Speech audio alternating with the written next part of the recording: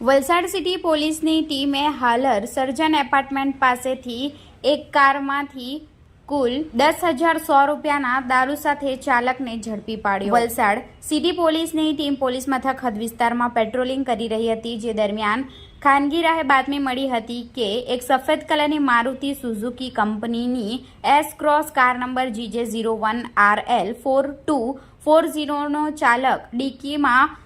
ચોરખાના બનાવી દારૂ ભરી દમણથી કોસ્ટલ હાઈવે થઈ હાલરમાં વલસાડ હાલર સર્જન એપાર્ટમેન્ટ પાસે ઉભેલ છે, જે બાતમીના આધારે પોલીસની ટીમે ઝડપી પાડી કારમાં તપાસ કરતા દારૂ મળી આવ્યો હતો। પોલીસની ટીમે ચાલક અને કારને પોલીસ મથકે લાવી તમામ મુદ્દામાલની ગણતરી કરતા કારની કિંમત 3,32,00,000 નંગ વિદેશી દારૂ, જેની કિંમત 10,100 મળી કુલ 3,10,100 રૂપિયાનો મુદ્દામાલ કબજે લઈ ચાલક સામે ફરિયાદ દાખલ કરી હતી।